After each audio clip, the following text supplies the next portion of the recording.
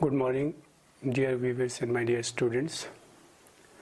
So, myself is Mohammad Hussain, lecturer in environmental science from Government Higher Secondary School, Akchabal. Dear students, last time we had discussed the sources of solid waste. Sources of solid waste में हमने कुछ ख़ास important sources discuss किया है, जिसमें सबसे पहले important source था that was municipal solid waste,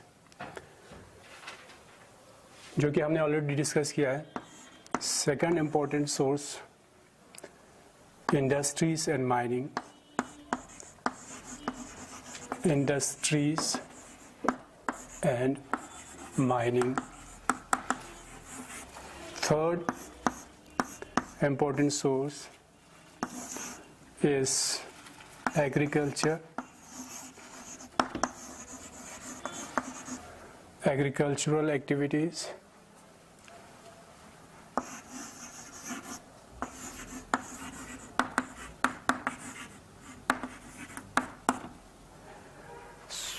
So हमने ये तीन important sources already discuss किया है.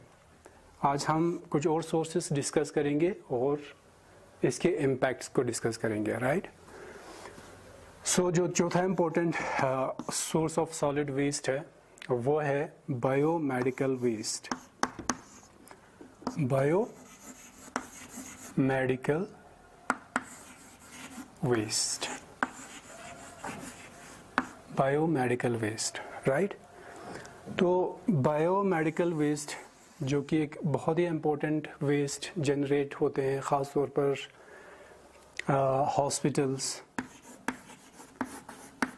हॉस्पिटल, क्लिनिक्स या biological research laboratories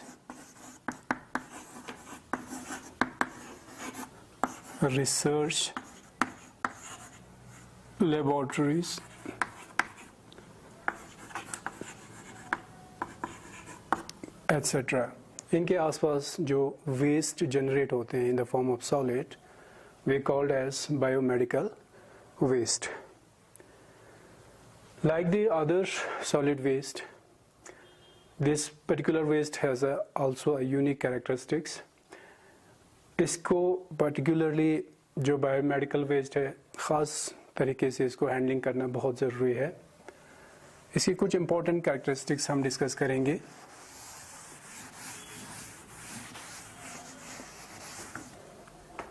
first, biomedical waste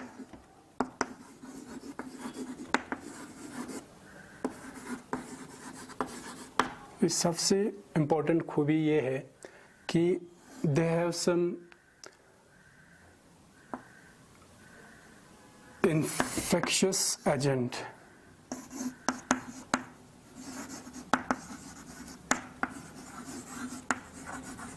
biomedical waste के अंदर कुछ इम्पोर्टेंट चीज़ ये है कि इसके अंदर जो इन्फेक्शियस एजेंट है, ख़ास तौर पर जब वहाँ पर बहुत सारे बीमारियों के ट्रीटमेंट होते हैं, during that particular process the various organisms that cause the various disease may get contaminated this biomedical waste. So इसलिए इसको स्पेशल तरीके से हैंडलिंग करना बहुत ज़रूरी है. इसके अलावा बायोमेडिकल वेस्ट को हमने कुछ ख़ास प्रॉपर तरीके से इसको यानी मैनेजमेंट किया जाते हैं, जिसमें सबसे इम्पोर्टेंट चीज़ ये होते हैं, इसको हम कलर कोड्स के ज़रिए हम इस वेस्ट का डिस्पोजल किया जाते हैं.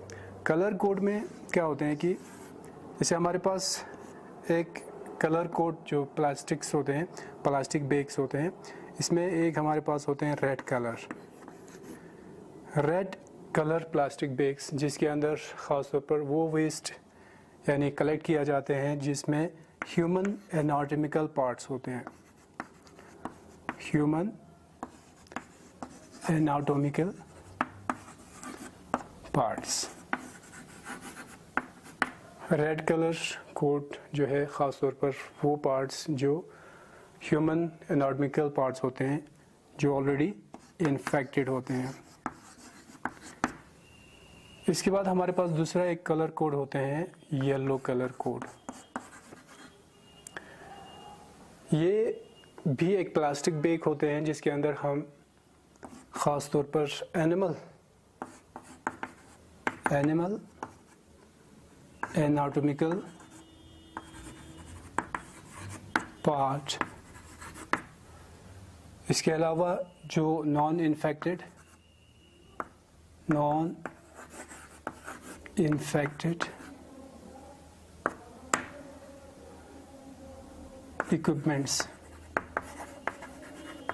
इक्विपमेंट्स का डिस्पोजल यहाँ पर होते हैं। और एक हमारे पास होते हैं इवन इन्फेक्टेड। थर्ड हमारे पास होते हैं blue colour coded plastic bags जिसके अंदर यानी नॉन इन्फेक्टेड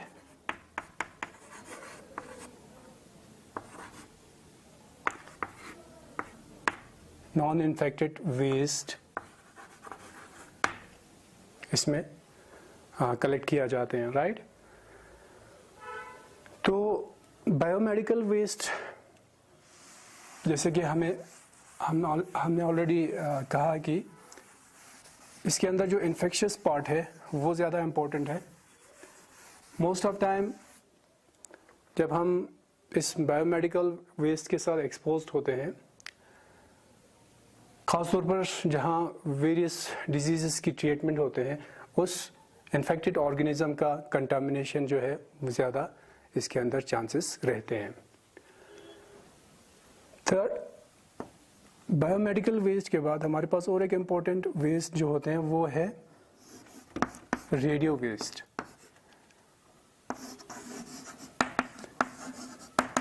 रेडियो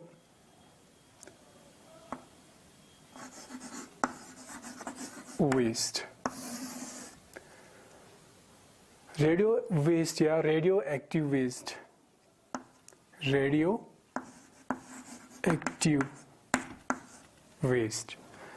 यानी कुछ ख़ास प्रैक्टिसेस के दौरान या ख़ास तौर पर जो हमारे न्यूक्लियर पावर प्लांट्स होते हैं, न्यूक्लियर पावर प्लांट्स, वहाँ जो वेस्ट जनरेट होते हैं जिसमें जो रेडियो एक्टिव सब्सटेंसेस का इस्तेमाल किया जाता है, उसका जो वेस्ट जनरेट होते हैं वो ज़्यादा ख़तरनाक हो सकते हैं हमारे लिए। जैसे यूरेनियम है, जैसे आप सब जानते हैं कि रेडियो एक्टिव सब्सटेंसेस में always emit the radiations in the surroundings जो that has a potential to specially health hazards, जिसमें जीन म्यूटेशन करा सकते हैं या बहुत सारे एबनॉर्मलिटीज़ या डिफॉर्मिटीज़ जो है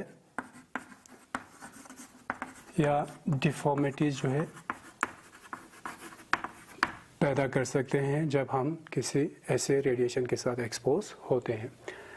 इसके अलावा न्यूक्लियर एनर्जी पावर प्लांट्स के अलावा कुछ दूसरे लोकल लेवल पे इसके सोर्सेज बनते हैं, लाइक द लेबोरेटरीज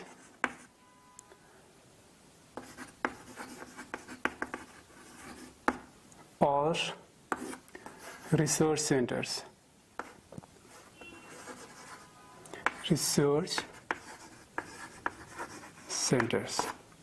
तो इस तरह की वेस्ट की प्रॉपर यानी हैंडलिंग करना, मैनेज करना भी इम्पोर्टेंट है। So these were some important sources of the solid waste.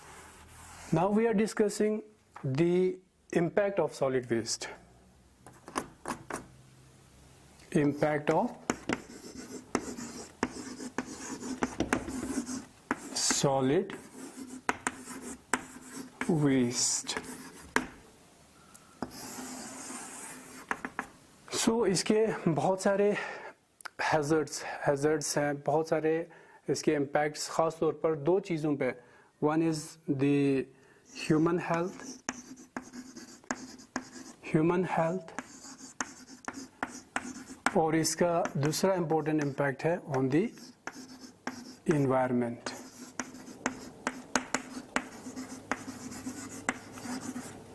सो इन दो हेडिंग्स में हम इसको डिस्कस करेंगे। First of all human health पे सॉलिड वेस्ट के क्या इम्पैक्ट्स हो सकते हैं। ह्यूमन हेल्थ पे जो वेस्ट का इम्पैक्ट है, सबसे इम्पोर्टेंट कि वो यानी जो विक्टिम्स, ख़ास तौर पर जो फील्ड वर्कर्स होते हैं, फील्ड वर्कर्स जो पर्टिकुलरली इस वेस्ट के साथ डील करते हैं, उस पे ज़्यादा उसका बुरा असरात होते हैं। इसके अलावा the rake pickers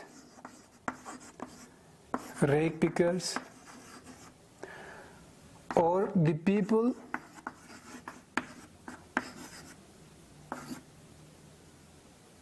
they may get contact with, or they may leave, the people may live around these waste sources, around the waste। तो इन पे ज़्यादा हेल्थ इसके असरात रहते हैं। फर्स्ट ऑफ ऑल जो हेल्थ हैज़र्ड्स है, इसमें inhalation of harmful chemicals, inhalation of harmful chemicals, और we can say chemical poisoning, chemical poisoning, right. जैसे हमने ऑलरेडी डिस्कस किया, वेस्ट के अंदर बहुत सारे जो है हैज़ार्डस केमिकल्स हो सकते हैं जो वोलेटाइल फॉर्म में भी प्रेजेंट होते हैं, जिसकी इनहेलेशन जो है ज़्यादा ख़तरनाक होते हैं। इसके अलावा there are some cancer causing substances. Cancer में भी द अनदर इम्पैक्ट, ख़ासतौर पर स्किन कैंसर्स जो है इस तरह के एक्सपोजर से हो सकते हैं। इसके अलावा इसकी जो फॉल स्मेल है, फॉल स्मेल जो कि किसी भी पर्सन के लिए ख़तरनाक हो सकते हैं।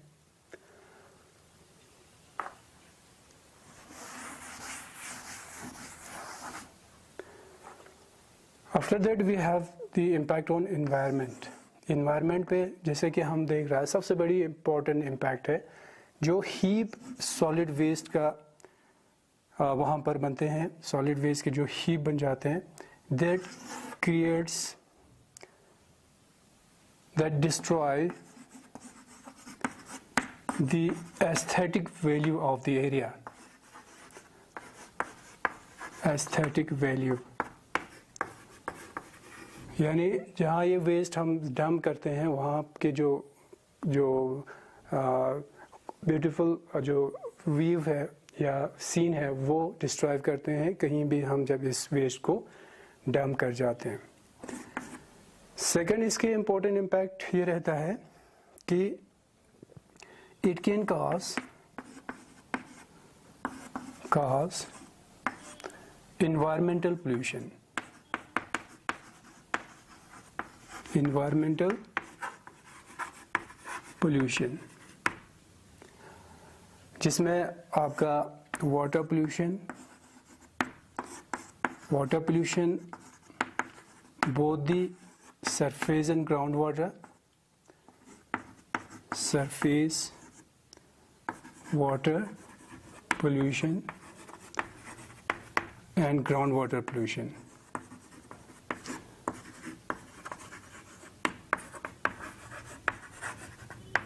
Ground water pollution, right. जैसे जहाँ पर ये वेस्ट डंप किया जाते हैं ड्यूरिंग दी रेनिंग सीजन, ख़ास तौर पर रेनी सीजन में वहाँ पर जो लीचिएट्स बन जाते हैं, that is one of the important challenge for the water pollution. Leachates जो है जब रेन के सीज़न में उस वेस्ट पे पड़ जाते हैं तो वहाँ जो ऑर्गेनिक या इनऑर्गेनिक वेस्ट है, इवन ऑर्गेनिक वेस्ट, ये आहिस्ता आहिस्ता डिकम्पोज होना शुरू हो जाते हैं और वहाँ से बहुत सारे हार्मफुल मटेरियल्स पे यानी बनते हैं और इनऑर्गेनिक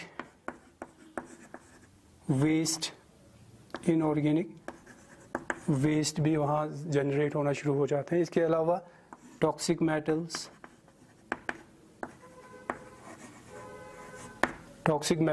ये सारी चीज़ें जैसे जैसे पानी के साथ, रेन वाटर के साथ आगे बहना शुरू कर जाते हैं, they get finally enters into any water body, यानी सरफेस वाटर बॉडी पे एंटर होना शुरू हो जाते हैं। Sometimes the same thing get seeped with in the, जब ख़ासतौर पर जहाँ हम लैंड फील्ड्स बनाए जाते हैं इन वेस्ट को डंप करने के लिए, तो वहाँ ये चीज़ लीचिएट्स वगैरह बनना शुरू हो जाते हैं। ये सीप होके ग्राउंड वाटर को भी पोल्यूशन कर सकते हैं। तो ग्राउंड वाटर हो या सरफेस वाटर पोल्यूशन जो है यहाँ पर यानी हो सकते हैं जहाँ इस तरह की वेस्ट का यानी डंप किया जाते हैं। इसके बाद जैसे जैसे ये वेस्ट का डिकम्पोजिशन होते हैं, एयर पोल्यूशन जो है इसका दूसरा एक इम्पॉर्टेंट इम्पैक्ट है। एयर पोल्यूशन यानी जैसे जैसे वेस्ट डिकम्पोज होना शुरू हो जाएंगे, कुछ खास harmful by product gases form में रिलीज होना शुरू हो जाते हैं। से फॉर एग्जांपल जब ये हीप डिकम्पोज होना शुरू हो जाते हैं, इसमें से हार्मफुल गैसेस जैसे मीथेन जैसे हार्मफुल गैसेस, या even some greenhouse gases like carbon dioxide या हाइड्रोजन सल्फाइड भी वहाँ से रिलीज होना शुरू हो जाते हैं।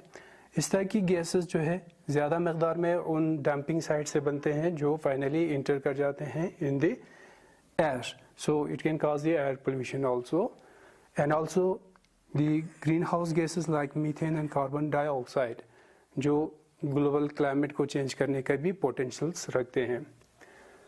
ये सिर्फ वाटर को ही या एयर को ही पोल्यूशन नहीं करते हैं, बल्कि it may cause also the land pollution, also the soil pollution, है ना। यहाँ पर सॉइल पोल्यूशन भी, यानी बहुत सारे हैवी टॉक्सिक केमिकल्स जो है या टॉक्सिक मेटल्स या केमिकल जो है, कहीं ना कहीं से इसमें कुछ खास यानी नॉन बायोडिग्रेडेबल केमिकल्स होते हैं, they gate inter into food chain में ये इंटर हो जाते हैं, या ये जो है it can change the physical characteristics and physical change the physiochemical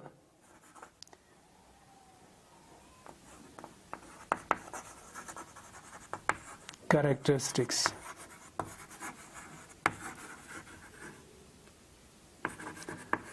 physical chemical characteristics soil का चेंज कर सकते हैं, ठीक है। तो ये कुछ इम्पोर्टेंट इन्वायरमेंटल इम्पैक्ट है। इसके अलावा जैसे हीप जो वेस्ट का जहाँ पर डंप कर जाते हैं, वो और भी इम्पोर्टेंट इम्पैक्ट इसकी होते हैं ये हीप के बनने से ख़ास तौर पर जो हमारे कुछ डिजीज़ेस ह्यूमंस में इंड्यूस करते हैं by some vectors like the flies और दी रेड्स। जहाँ ये हीप ज़्यादा जो डंप होते हैं वहाँ पर फ्लाइज का ब्रीडिंग ग्राउंड बनते हैं ख़ासतौर पर रेनी सीजन में, और रेड्स जो है ज़्यादातर इस तरह के साइट्स पे ज़्यादा विजिट करते हैं, और वहाँ जो पैथोजेंस को कैरी कर सकते हैं रेड्स। ये जो फ्लाइज है जैसे मॉस्किटोस है, यानी बहुत सारे डिजीज़, मॉस्किटो ख़ासतौर पर मलेरिया जैसी डिजीज़ जो है इंसान में एक दूसरे में ट्रांसमिट करने में बड़ा इंपॉर्टेंट रोल प्ले करते हैं। तो इनकी ब्रीडिंग ग्राउंड भी प्रोवाइड करते हैं जहाँ पर इस तरह के सॉलिड वेस्ट का डंप किया जाते हैं।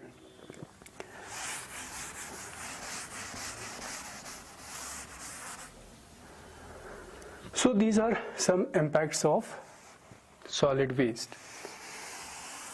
अब हम इसके डिस्पोजल और मैनेजमेंट को डिस्कस करेंगे. Disposal and management of solid waste. Disposal and management of solid waste. Solid wastes. Disposal and management of solid waste, जिसमें प्राइमरी पर्पस या aim of disposal and management होते हैं वो ये है कि we have to collect the waste from the people and keep them away, यानी वहाँ से हमें लोगों से जो वेस्ट जो जनरेट होते हैं, जो डिस्कार्डेड मटेरियल्स पीपल की एक्टिविटीज़ के द्वारा बनते हैं, उसको वहाँ से जमा करना और उसको उनसे दूर रखना. It's not only away from the people but also away from the environment. यानी इस तरह से इस वेस्ट को हम डिस्पोज करें या ट्रीट किया जाए जिससे इस वे से यानी ह्यूमंस का भी दूरी हो और साथ में इन्वायरमेंट के अंदर भी इसके एक्सपोज ना हो. इस तरह से हम इसकी डिस्पोजल और मैनेजमेंट किया जाते हैं. तो नॉर्मल हमारे पास कुछ खास इम्पोर्टेंट डिस्पोजल प्रैक्टिसेस जो वर्ल्ड वाइड होते हैं, उसमें कुछ इम्पोर्टेंट प्रैक्टिसेस इस तरह से होते हैं. से फॉर एग्जांपल दो इम्पोर्टेंट मेथड्स जो हमारे disposal waste disposal commonly practice किया जाते हैं वो है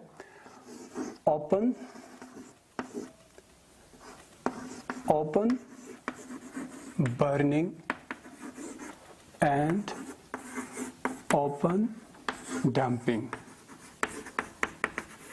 Open burning and open dumping. Both practices are usually being practiced in many parts of the world, particularly under the developing countries. Developing nations के अंदर ये practices होते हैं. Both are unscientific,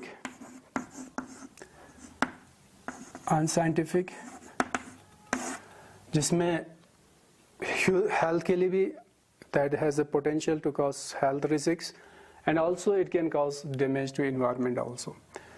तो चाहे वो ओपन बर्निंग हो या ओपन डंपिंग हो, बहुत सिचुएशन में ये इन्वायरमेंट को भी नुकसान पहुंचा जा सकते हैं या हेल्थ के लिए भी हैजर्ड हो सकते हैं. सेकंड हमारे पास आम प्रैक्टिसेस होते हैं सी डंपिंग.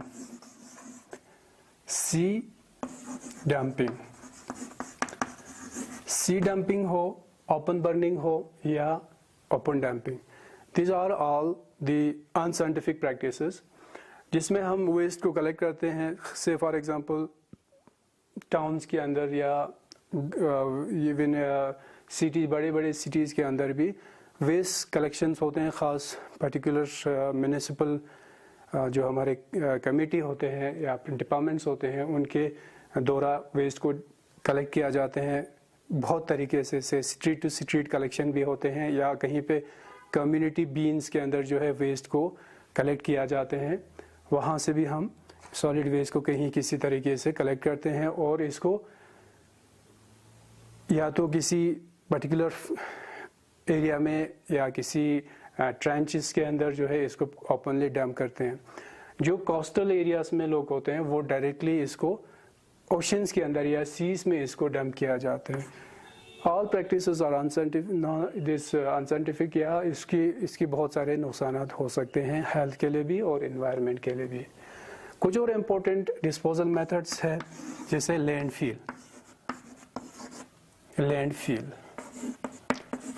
लैंडफिल की भी बहुत सारे टाइप्स होते हैं जिसमें कुछ ओपन लैंडफिल्स होते हैं, कुछ कंट्रोल्ड लैंडफिल होते हैं, जिसमें सबसे इम्पोर्टेंट हमारे पास है सैनिटरी लैंडफिल. सैनिटरी